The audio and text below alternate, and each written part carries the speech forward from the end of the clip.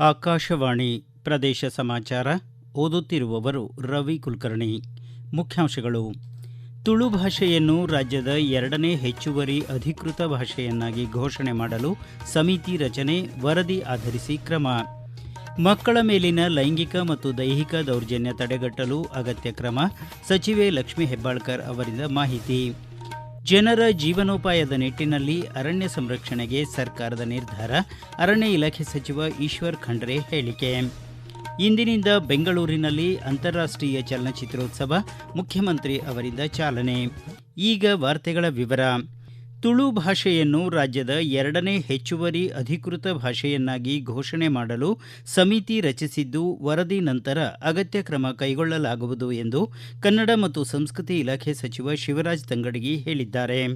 ವಿಧಾನಸಭೆಯಲ್ಲಿ ಪುತ್ತೂರು ಕ್ಷೇತ್ರದ ಸದಸ್ಯ ಅಶೋಕ್ ಕುಮಾರ್ ರೈ ಅವರ ಪ್ರಶ್ನೆಗೆ ಉತ್ತರಿಸಿದ ಸಚಿವರು, ಆಂಧ್ರಪ್ರದೇಶದಲ್ಲಿ ಉರ್ದು ಭಾಷೆಯನ್ನು 2ನೇ ಅಧಿಕೃತ ಭಾಷೆಯಾಗಿ ಘೋಷಿಸಲು ಅನುಸರಿಸಿರುವ ಮಾನದಂಡಗಳ ಕುರಿತು ಪರಿಶೀಲಿಸಲು ಸಮಿತಿ ಆಂಧ್ರಪ್ರದೇಶಕ್ಕೆ ಭೇಟಿ ನೀಡಿದ್ದು, ವರದಿ ಸಲ್ಲಿಸಬೇಕಿದೆ.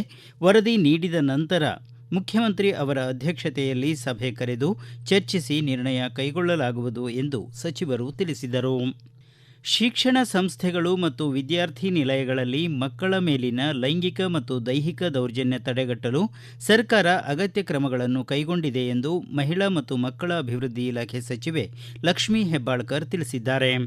ವಿಧಾನಸಭೆಯಲ್ಲಿ ಮಂಗಳೂರು ನಗರ ಉತ್ತರ ಕ್ಷೇತ್ರದ ಸದಸ್ಯ ಡಾಕ್ಟರ್ ಭರತ್ ಶೆಟ್ಟಿ ಅವರ ಪ್ರಶ್ನೆಗೆ ಉತ್ತರಿಸಿದ ಸಚಿವರು, ಮಕ್ಕಳ ಸಹಾಯವಾಣಿ 1098 ಮಕ್ಕಳ ಸುರಕ್ಷತೆಗಾಗಿ ಕಾರ್ಯನಿರ್ವಹಿಸುತ್ತಿದೆ. ಸಂಕಷ್ಟದಲ್ಲಿರುವ ಮಗುವಿನ ಬಗ್ಗೆ ಯಾವುದೇ ಸಮಯದಲ್ಲಿ ಕರೆ ಸ್ವೀಕೃತವಾದರೂ ತಕ್ಷಣ ಮಗುವನ್ನು ರಕ್ಷಿಸಲು ಸಂಬಂಧಿಸಿದ ಅಧಿಕಾರಿಗಳು ಕಾರ್ಯಪ್ರವೃತ್ತರಾಗುತ್ತಾರೆ. ಈ ಕುರಿತು ವ್ಯಾಪಕ ಪ್ರಚಾರ ಕಾರ್ಯಗಳನ್ನು ಸಾರ್ವಜನಿಕ ಸ್ಥಳಗಳಲ್ಲಿ ಕೈಗೊಳ್ಳುತ್ತಿದ್ದೇವೆ ಎಂದರು. ಮಹಿಳೆಯರ ಮತ್ತು ಮಕ್ಕಳ ಸುರಕ್ಷತೆಯ ದೃಷ್ಟಿಯಿಂದ ತಕ್ಷಣಕ್ಕೆ ನೆರವಾಗಲು ಇಲಾಖೆಯಿಂದ ಅಕ್ಕಪಡೆ ರಚಿಸಿ ಕಾರ್ಯರೂಪಕ್ಕೆ ತರಲಾಗಿದೆ. ಪೋಕ್ಸೋ ಕಾಯ್ದೆಯಡಿ ಸಂತ್ರಸ್ತರಿಗೆ ನೆರವಾಗಲು ಎನ್ಸಿಪಿಸಿಆರ್ ಮಾರ್ಗಸೂಚಿಯನ್ವಯ ರಾಜ್ಯಾದ್ಯಂತ 161 ಬೆಂಬಲ ವ್ಯಕ್ತಿಗಳನ್ನು ನೇಮಿಸಲಾಗಿದೆ ಎಂದು ಸಚಿವರು ಮಾಹಿತಿ ನೀಡಿದರು. ವನ್ಯಜೀವಿ ಸಂರಕ್ಷಣೆ, ಅರಣ್ಯ ಸಂಪತ್ತು ರಕ್ಷಣೆ ಮತ್ತು ಜನರ ಅಭಿವೃದ್ಧಿಯ ನಿಟ್ಟಿನಲ್ಲಿ ರಾಜ್ಯ ಸರ್ಕಾರ ಅಗತ್ಯ ತೀರ್ಮಾನಗಳನ್ನು ಕೈಗೊಳ್ಳುತ್ತಿದೆ ಎಂದು ಅರಣ್ಯ ಖಾತೆ ಸಚಿವ ಈಶ್ವರ್ ಖಂಡ್ರೆ ತಿಳಿಸಿದ್ದಾರೆ. ಶಿವಮೊಗ್ಗ ಜಿಲ್ಲೆ ತಾವರೆಕೊಪ್ಪ ಸಿಂಹಧಾಮದ ಬಳಿ ಸುದ್ದಿಗಾರರೊಂದಿಗೆ ಮಾತನಾಡಿದ ಅವರು, ಶೆಟ್ಟಿಹಳ್ಳಿ ವನ್ಯಜೀವಿ ಧಾಮ ಕುರಿತ ಡಿನೋಟಿಫಿಕೇಷನ್ ಪ್ರಸ್ತಾವನೆ ಸುಮಾರು 2016ರಿಂದ ಬಾಕಿ ಇದ್ದು, ಈಗ ಅಂತಿಮ ಘಟ್ಟ ತಲುಪಿದೆ ಎಂದರು. ಅರಣ್ಯ ಸಂಪತ್ತು ಸಂರಕ್ಷಣೆ ಮಾಡಬೇಕು. ಜೀವನ ಮತ್ತು ಜೀವನೋಪಾಯ ಎರಡೂ ಅಗತ್ಯ ಸಂಗತಿಗಳಾಗಿದ್ದು, ಆಡಳಿತಾತ್ಮಕವಾಗಿ, ಭಾವನಾತ್ಮಕವಾಗಿ ತೀರ್ಮಾನ ತೆಗೆದುಕೊಳ್ಳಲು ಖುದ್ದಾಗಿ ಪರಿಶೀಲನೆ ನಡೆಸಿದ್ದೇನೆ ಎಂದು ಸಚಿವರು ಹೇಳಿದರು. ಸರ್ಕಾರಿ ಆಸ್ಪತ್ರೆಗಳ ರೋಗಿಗಳಿಗೆ ಪೌಷ್ಟಿಕ ಹಾಗೂ ಗುಣಮಟ್ಟದ ಆಹಾರ ಪೂರೈಕೆ ಸರ್ಕಾರದ ಆದ್ಯತೆ ಎಂದು ಆರೋಗ್ಯ ಸಚಿವ ದಿನೇಶ್ ಗುಂಡೂರಾವ್ ಹೇಳಿದ್ದಾರೆ. ಸಶಕ್ತ ಮತ್ತು ಆರೋಗ್ಯವಂತ ಕರ್ನಾಟಕ ನಿರ್ಮಾಣದ ನಿಟ್ಟಿನಲ್ಲಿ ಆರೋಗ್ಯ ಮತ್ತು ಕುಟುಂಬ ಕಲ್ಯಾಣ ಇಲಾಖೆ ಮತ್ತೊಂದು ಮಹತ್ವದ ಹೆಜ್ಜೆ ಇರಿಸಿದ್ದು, ರಾಜ್ಯದ ಪ್ರಮುಖ ಸರ್ಕಾರಿ ಆಸ್ಪತ್ರೆಗಳಲ್ಲಿ ಚಿಕಿತ್ಸೆ ಪಡೆಯುತ್ತಿರುವ ರೋಗಿಗಳಿಗೆ ಅತ್ಯುತ್ತಮ ದರ್ಜೆಯ ಆಹಾರ ಒದಗಿಸುವ ಉದ್ದೇಶದಿಂದ ಇಸ್ಕಾನ್ ಸಂಸ್ಥೆಯ ಮೂಲಕ ಪೌಷ್ಟಿಕ ಆಹಾರ ಪೂರೈಸಲು ಅಧಿಕೃತ ಆದೇಶ ಹೊರಡಿಸಲಾಗಿದೆ ಎಂದು ತಿಳಿಸಿದ್ದಾರೆ. ಮಂಗಳೂರಿನ ವೆನ್ಲಾಕ್ ಜಿಲ್ಲಾ ಆಸ್ಪತ್ರೆ, ಧಾರವಾಡ ಜಿಲ್ಲಾ ಆಸ್ಪತ್ರೆ ಹಾಗೂ ಬೆಂಗಳೂರಿನ ಯಲಹಂಕ, ಕೆಆರ್ಪುರ ಮತ್ತು ನೆಲಮಂಗಲ ಸಾರ್ವಜನಿಕ ಆಸ್ಪತ್ರೆಗಳಲ್ಲಿ ಈ ಸುಧಾರಿತ ಆಹಾರ ಪದ್ಧತಿಯನ್ನು ಜಾರಿಗೆ ತರಲಾಗುತ್ತಿದೆ ಎಂದು ಸಚಿವರು ಮಾಹಿತಿ ನೀಡಿದ್ದಾರೆ. ಬಾಗಲಕೋಟೆ ಜಿಲ್ಲೆಯ ಬಾದಾಮಿ, ಪಟ್ಟದಕಲ್ಲು ಹಾಗೂ ಐಹೊಳೆ ಪ್ರವಾಸಿ ತಾಣಗಳ ಸಮಗ್ರ ಅಭಿವೃದ್ಧಿಗೆ ವಿಸ್ತೃತ ಯೋಜನಾ ವರದಿ ಡಿಪಿಆರ್ ಸಿದ್ಧಪಡಿಸುವಂತೆ ಸಂಸದ ಪಿಸಿ ಗದ್ದಿಗೌಡರ್ ಅಧಿಕಾರಿಗಳಿಗೆ ಸೂಚಿಸಿದ್ದಾರೆ. ಪ್ರವಾಸಿ ತಾಣಗಳ ಸಮಗ್ರ ಅಭಿವೃದ್ಧಿ ಯೋಜನೆಗಳ ಕುರಿತು ಜಿಲ್ಲಾಧಿಕಾರಿ ಸಭಾಂಗಣದಲ್ಲಿ ಜರುಗಿದ ಸಭೆಯಲ್ಲಿ ಈ ಸೂಚನೆ ನೀಡಿದ ಅವರು, ಕೇಂದ್ರ ಪ್ರವಾಸೋದ್ಯಮ ಸಚಿವಾಲಯದಿಂದ ಜಿಲ್ಲೆಯ ಪ್ರವಾಸಿ ತಾಣಗಳನ್ನು ಅಭಿವೃದ್ಧಿಪಡಿಸುವ ನಿಟ್ಟಿನಲ್ಲಿ ಅಂದಾಜು 200 ಕೋಟಿ ರೂಪಾಯಿಗಳ ಸಮಗ್ರ ವಿಸ್ತೃತ ಯೋಜನಾ ವರದಿ ಸಿದ್ಧಪಡಿಸಬೇಕಿದೆ ಎಂದರು. ಬಾದಾಮಿಯ ಎಪಿಎಂಸಿ ಜಮೀನಿನಲ್ಲಿ ಪಾರ್ಕಿಂಗ್ ಪ್ಲಾಜಾ ನಿರ್ಮಾಣ, ಅಲ್ಲಿಂದ ಗುಹಾಂತರ ದೇವಾಲಯಕ್ಕೆ ಹೋಗಲು ಸಂಪರ್ಕ ರಸ್ತೆ ನಿರ್ಮಾಣದ ಯೋಜನೆ, ಪ್ರವಾಸಿಗರಿಗೆ ಶೌಚಾಲಯ ಸೇರಿದಂತೆ ಇತರೆ ಮೂಲಭೂತ ಸೌಕರ್ಯಗಳ ಅಭಿವೃದ್ಧಿ ಕಾರ್ಯಗಳನ್ನು ಡಿಪಿಆರ್ನಲ್ಲಿ ಸೇರ್ಪಡೆಗೊಳಿಸಿಕೊಳ್ಳಬೇಕು ಎಂದು ಅವರು ಹೇಳಿದರು. ಯುಪಿಎ ಆಡಳಿತಾವಧಿಯ ಮನ್ರೇಗಾ ಯೋಜನೆಯ ವೈಫಲ್ಯಗಳನ್ನು ಸರಿಪಡಿಸಿ 2047ರ ವೇಳೆಗೆ ಭಾರತವನ್ನು ಅಭಿವೃದ್ಧಿ ಹೊಂದಿದ ರಾಷ್ಟವನ್ನಾಗಿ ಮಾಡಲು ಎನ್ಡಿಎ ಸರ್ಕಾರ ಕ್ರಾಂತಿಕಾರಿ ವಿಬಿಜಿ ರಾಮ್ಜಿ ಕಾಯ್ದೆ ಜಾರಿಗೆ ತಂದಿದೆ ಎಂದು ರಾಜ್ಯಸಭಾ ಸದಸ್ಯ ಈರಣ್ಣ ಕಡಾಡಿ ಹೇಳಿದ್ದಾರೆ. ವಿಜಯಪುರದಲ್ಲಿ ಆಯೋಜಿಸಿದ್ದ ವಿಬಿಜಿ ರಾಮ್ಜಿ ಜಿಲ್ಲಾ ಮಟ್ಟದ ಕಾರ್ಯಾಗಾರದಲ್ಲಿ ಪಾಲ್ಗೊಂಡು ಮಾತನಾಡಿದ ಅವರು, ಈ ಕಾಯ್ದೆಯಡಿ ಉದ್ಯೋಗ ಖಾತರಿಯನ್ನು 100 ದಿನಗಳಿಂದ 125 ದಿನಗಳಿಗೆ ಹೆಚ್ಚಿಸಲಾಗಿದೆ. ಬಿತ್ತನೆ ಮತ್ತು ಕಟಾವು ಸಂದರ್ಭದಲ್ಲಿ ರೈತರಿಗೆ ಕೃಷಿ ಕಾರ್ಮಿಕರ ಕೊರತೆಯಾಗದಂತೆ ಯೋಜನೆಯ ಕೆಲಸಗಳನ್ನು 60 ದಿನಗಳ ಕಾಲ ಸ್ಥಗಿತಗೊಳಿಸುವ ಅಧಿಕಾರವನ್ನು ರಾಜ್ಯಗಳಿಗೆ ನೀಡಲಾಗಿದೆ. ನಕಲಿ ಉದ್ಯೋಗ ಸೃಷ್ಟಿ ತಡೆಯಲು ಬಯೋಮೆಟ್ರಿಕ್ ಹಾಜರಾತಿ ಮತ್ತು ಕೃತಕ ಬುದ್ಧಿಮತ್ತೆ ತಂತ್ರಜ್ಞಾನ ಅಳವಡಿಸಲಾಗಿದೆ ಎಂದು ಅವರು ಹೇಳಿದರು. ಈಗ ಪ್ರಕಟಣೆ ನಂತರ ಪ್ರದೇಶ ಸಮಾಚಾರ ಮುಂದುವರಿಯುವುದು.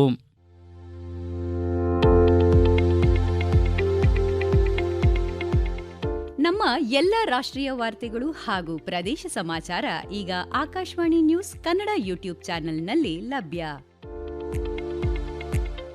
ನಮ್ಮ ಎಕ್ಸ್ ಖಾತೆ ಮತ್ತು ಇನ್ಸ್ಟಾಗ್ರಾಂ ಖಾತೆ ಆಕಾಶವಾಣಿ ನ್ಯೂಸ್ ಕನ್ನಡ. ಹೆಚ್ಚಿನ ಮಾಹಿತಿಗಾಗಿ ನಮ್ಮ ಫೇಸ್ಬುಕ್ ಖಾತೆ ಆಕಾಶವಾಣಿ ವಾರ್ತೆ ಕನ್ನಡವನ್ನು ಅನುಸರಿಸಿ.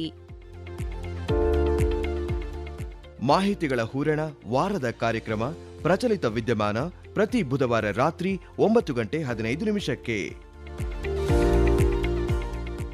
ಪ್ರದೇಶ ಸಮಾಚಾರ ಕೇಳುತ್ತಿದ್ದೀರಿ. 37ನೇ ರಾಷ್ಟ್ರೀಯ ರಸ್ತೆ ಸುರಕ್ಷತಾ ಮಾಸಾಚರಣೆ ಅಂಗವಾಗಿ ರಾಜ್ಯಾದ್ಯಂತ ಈ ತಿಂಗಳ 31ರವರೆಗೆ ರಸ್ತೆ ನಿಯಮಗಳ ಬಗ್ಗೆ ಜಾಗೃತಿ ಮೂಡಿಸುವ ಕಾರ್ಯಕ್ರಮಗಳನ್ನು ಆಯೋಜಿಸಲಾಗಿದೆ. ರಸ್ತೆ ನಿಯಮಗಳ ಪಾಲನೆ ಜೊತೆ ಇಲಾಖೆಯ ಕಾರ್ಯವೈಖರಿಯ ಬಗ್ಗೆ ಪ್ರದೇಶ ಸಮಾಚಾರಕ್ಕಾಗಿ ಮಾಹಿತಿ ನೀಡಿದ್ದಾರೆ ಹುಬ್ಬಳ್ಳಿ ಪ್ರಾದೇಶಿಕ ಸಾರಿಗೆ ಇಲಾಖೆ ಅಧಿಕಾರಿ ಶ್ರೀಕಾಂತ್ ಬಡಗೇರ್ ಅವರು.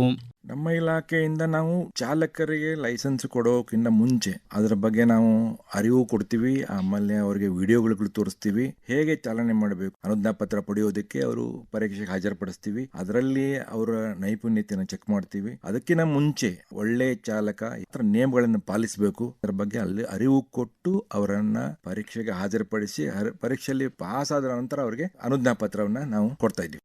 ನೀವು ಹೋಗ್ಬೇಕಾದ್ರೆ ನಿಮ್ಮ ಗಾಡಿಗೆ ಸಂಬಂಧಪಟ್ಟದ್ದು ಹಾಗೂ ನೀವು ಓಡಿಸುವಂತ ನಿಮ್ಮ ಡ್ರೈವಿಂಗ್ ಲೈಸೆನ್ಸ್ ಅನ್ನ ಇಟ್ಕೊಂಡು ಓಡಿಸಿ. ಬೆಂಗಳೂರು ಅಂತಾರಾಷ್ಟ್ರೀಯ ಚಲನಚಿತ್ರೋತ್ಸವದ 17ನೇ ಅವತರಣಿಕೆಗೆ ಅಗತ್ಯ ಸಿದ್ಧತೆಗಳು ಪೂರ್ಣಗೊಂಡಿದ್ದು, ಇಂದು ಸಂಜೆ 5 ಗಂಟೆಗೆ ವಿಧಾನಸೌಧದ ಮುಂಭಾಗ ಮುಖ್ಯಮಂತ್ರಿ ಸಿದ್ದರಾಮಯ್ಯ ಚಿತ್ರೋತ್ಸವಕ್ಕೆ ಚಾಲನೆ ನೀಡಲಿದ್ದಾರೆ. ರಾತ್ರಿ 8ಕ್ಕೆ ಚಿತ್ರೋತ್ಸವದ ಉದ್ಘಾಟನಾ ವೇದಿಕೆಯಲ್ಲಿ ನೆದರ್ಲ್ಯಾಂಡ್ ದೇಶದ ಪೋರ್ಟ್ ಬ್ಯಾಗೇಜ್ ಚಿತ್ರ ಉದ್ಘಾಟನಾ ಚಿತ್ರವಾಗಿ ಪ್ರದರ್ಶನವಾಗಲಿದೆ. ಜನವರಿ 30ರಿಂದ ಫೆಬ್ರವರಿ 6ರವರೆಗೆ 65 ದೇಶಗಳ ಸುಮಾರು 225 ಅತ್ಯುತ್ತಮ ಚಲನಚಿತ್ರಗಳು ಪ್ರದರ್ಶನಗೊಳ್ಳಲಿದ್ದು, ವಿಶ್ವದ ಪ್ರತಿಷ್ಠಿತ ಚಲನಚಿತ್ರೋತ್ಸವಗಳಲ್ಲಿ ಪಾಲ್ಗೊಂಡಿದ್ದ ಅತ್ಯುತ್ತಮ ಚಲನಚಿತ್ರಗಳು ಈ ಚಿತ್ರೋತ್ಸವದಲ್ಲಿ ಬೆಂಗಳೂರಿನಲ್ಲಿ ಜಗತ್ತು ಎನ್ನುವ ಶೀರ್ಷಿಕೆಯಡಿ ಪ್ರದರ್ಶನಗೊಳ್ಳಲಿವೆ. ಕಾರ್ಯಕ್ರಮದಲ್ಲಿ ಉಪಮುಖ್ಯಮಂತ್ರಿ ಡಿಕೆ ಶಿವಕುಮಾರ್, ವಿಧಾನ ಪರಿಷತ್ ಸಭಾಪತಿ ಬಸವರಾಜ ಹೊರಟ್ಟಿ, ವಿಧಾನಸಭೆಯ ಸಭಾಧ್ಯಕ್ಷ ಯುಟಿ ಖಾದರ್ ಪಾಲ್ಗೊಳ್ಳಲಿದ್ದು, ಚಿತ್ರೋತ್ಸವದ ರಾಯಭಾರಿ ಬಹುಭಾಷಾ ನಟ ಪ್ರಕಾಶ್ ರಾಜ್ ಮತ್ತು ನಟಿ ರುಕ್ಮಿಣಿ ವಸಂತ್ ವಿಶೇಷ ಅತಿಥಿಗಳಾಗಿ ಭಾಗವಹಿಸಲಿದ್ದಾರೆ. ಕರ್ನಾಟಕ ಚಲನಚಿತ್ರ ಅಕಾಡೆಮಿ ಅಧ್ಯಕ್ಷ ಸಾಧು ಕೋಕಿಲ್ ಉಪಸ್ಥಿತರಿರಲಿದ್ದಾರೆ. ಪರಿಸರ ಸ್ವಚ್ಛತೆ ಕುರಿತು ಜಾಗೃತಿ ಮೂಡಿಸುವ ನಿಟ್ಟಿನಲ್ಲಿ ಸಾರ್ವಜನಿಕರಿಗೆ ಅರಿವು ಮೂಡಿಸುವುದು ಅಗತ್ಯ ಎಂದು ಮಂಡ್ಯ ಜಿಲ್ಲಾಧಿಕಾರಿ ಡಾಕ್ಟರ್ ಕುಮಾರ್ ಹೇಳಿದ್ದಾರೆ. ಸ್ವಚ್ಛ ಭಾರತ ಮಿಷನ್ 2ನೇ ಹಂತದ ಯೋಜನೆಯಡಿ ಸ್ವಚ್ಛ ಸರ್ವೇಕ್ಷಣಾ ಅಭಿಯಾನ ಕುರಿತ ತರಬೇತಿ ಕಾರ್ಯಾಗಾರ ಉದ್ಘಾಟಿಸಿ ಮಾತನಾಡಿದ ಅವರು, ನಮ್ಮ ನಗರ ಮತ್ತು ಪರಿಸರವನ್ನು ಸ್ವಚ್ಛವಾಗಿಟ್ಟುಕೊಳ್ಳುವುದು ಪ್ರತಿಯೊಬ್ಬರ ಜವಾಬ್ದಾರಿ ಎಂದರು.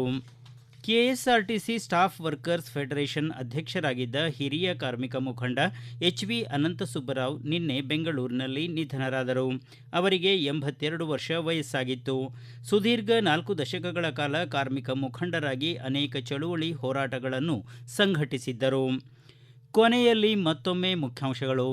ತುಳು ಭಾಷೆಯನ್ನು ರಾಜ್ಯದ 2ನೇ ಹೆಚ್ಚುವರಿ ಅಧಿಕೃತ ಭಾಷೆಯನ್ನಾಗಿ ಘೋಷಣೆ ಮಾಡಲು ಸಮಿತಿ ರಚನೆ, ವರದಿ ಆಧರಿಸಿ ಕ್ರಮ. ಮಕ್ಕಳ ಮೇಲಿನ ಲೈಂಗಿಕ ಮತ್ತು ದೈಹಿಕ ದೌರ್ಜನ್ಯ ತಡೆಗಟ್ಟಲು ಅಗತ್ಯ ಕ್ರಮ ಸಚಿವೆ ಲಕ್ಷ್ಮೀ ಹೆಬ್ಬಾಳ್ಕರ್ ಅವರಿಂದ ಮಾಹಿತಿ. ಜನರ ಜೀವನೋಪಾಯದ ನಿಟ್ಟಿನಲ್ಲಿ ಅರಣ್ಯ ಸಂರಕ್ಷಣೆಗೆ ಸರ್ಕಾರದ ನಿರ್ಧಾರ, ಅರಣ್ಯ ಇಲಾಖೆ ಸಚಿವ ಈಶ್ವರ್ ಖಂಡ್ರೆ ಹೇಳಿಕೆ. ಇಂದಿನಿಂದ ಬೆಂಗಳೂರಿನಲ್ಲಿ ಅಂತಾರಾಷ್ಟ್ರೀಯ ಚಲನಚಿತ್ರೋತ್ಸವ, ಮುಖ್ಯಮಂತ್ರಿ ಅವರಿಂದ ಚಾಲನೆ. ಇಲ್ಲಿಗೆ ಪ್ರದೇಶ ಸಮಾಚಾರ ಮುಕ್ತಾಯವಾಯಿತು. ನಮ್ಮ ಮುಂದಿನ ರಾಷ್ಟ್ರೀಯ ವಾರ್ತಾ ಪ್ರಸಾರ ಈ ಬೆಳಿಗ್ಗೆ 7:35 ನಿಮಿಷಕ್ಕೆ.